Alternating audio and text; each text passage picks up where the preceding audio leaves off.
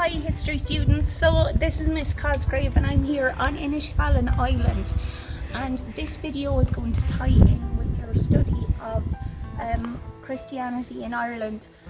Inisfallen was founded by Finian in approximately 640 AD and was inhabited until 1592 when Elizabeth I, in her attempt to carry out a plantation in Munster, evicted the monks from the island. Now, the structures that remain today date from approximately the 11th, 12th and 13th centuries. And while we know from our study of early Irish Christianity, the monks, the early monks would have primarily lived in beehive huts. There are no remains of beehive huts on Inisfallen, so in all likelihood the monks lived in dormitories. This island is located approximately a mile from Killarney mainland, so you can imagine how isolated it would have been. In today's times where we can travel by motorboat, the journey only takes a few minutes, but in the time when the island was inhabited, the only way of travelling out here would have been by curragh or by canoe, all of which the monks would have had to make themselves. The monks living on the island would have been completely self-sufficient, so they would have grown their own crops, probably had a couple of cows, maybe a few goats for milk, probably some chickens for eggs, but it would have been a very, very difficult life. To be completely self-sufficient, they would have had to grow everything themselves. They were probably primarily vegetarian or pescatarian, so they would have eaten a lot of fish, a lot of vegetables, and eggs from the chickens they kept. Their life, their day would have been very regimented by the order of the breviary. So that's the various prayer hours that the monks lived by, and that would have started at approximately 2 o'clock in the morning, when the bell for matins would have rang, and then they probably went back to bed after that. As you can imagine, 2 o'clock in the morning is very early. Then around 5 o'clock or dawn, the time would have changed depending on the seasons. They would have gotten up for lauds and then prime, and then there are various prayers throughout the day. So their work, every monk would have had his own job to do.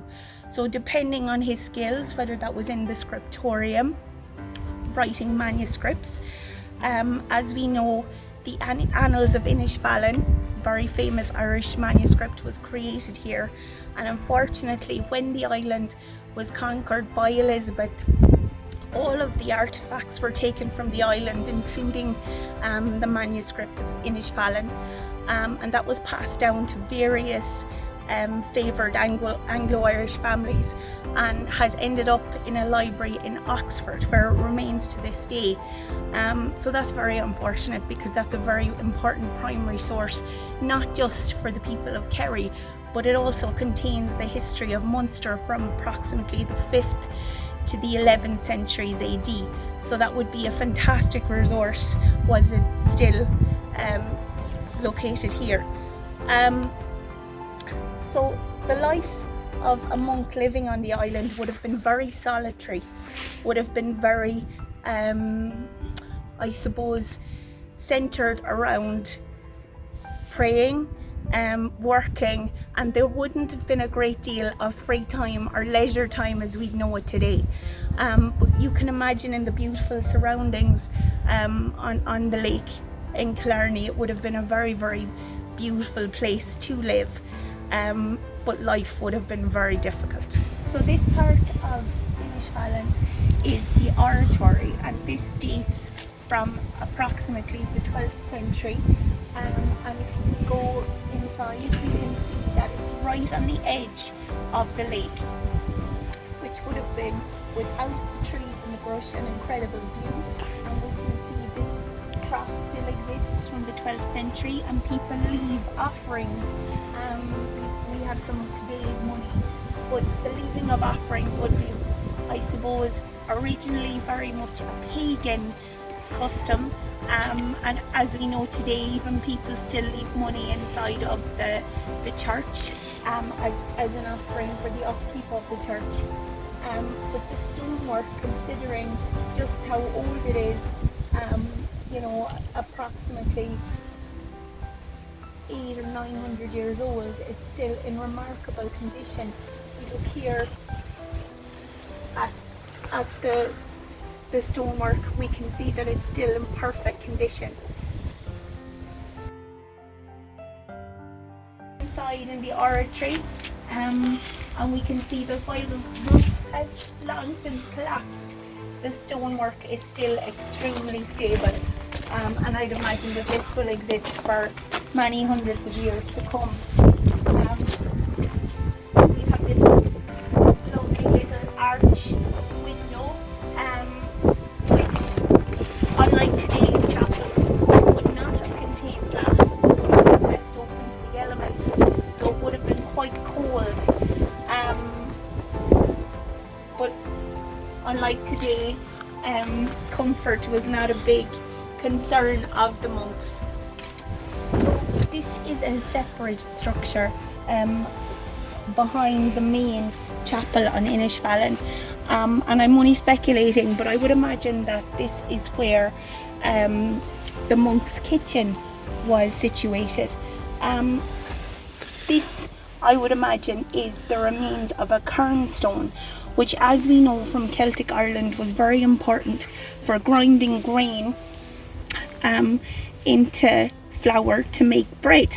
Now this has been attached to the remains of a wall inappropriately, but I would imagine that's just to preserve the kernstone so it doesn't get any more damaged or lost. But it's just interesting to see a kernstone still exist in such good condition. So behind me we have Rock Lane, and the lane takes its name from the old Irish word lena for learning, and that comes from Inisfallen, which had a very renowned school on the island. Education was a privilege, and so many people were illiterate. Probably 75 to 80% of people would have remained illiterate up until the later half of the 18th century. So many wealthier families sent their sons here to be educated, and probably the most famous of those would have been the High King Brian Boru, who spent several years here on the island being educated. The monks themselves would have been very well respected, because literacy was a privilege denied to so many, and the monks played a very, very important role in the local community, in that they would have provided education, spiritual guidance, also, and you know, some monks would have had a knowledge of medicine. As we know from our history, monks going to other countries and spreading Christianity, you know, being missionaries. The role of the monk was vitally important.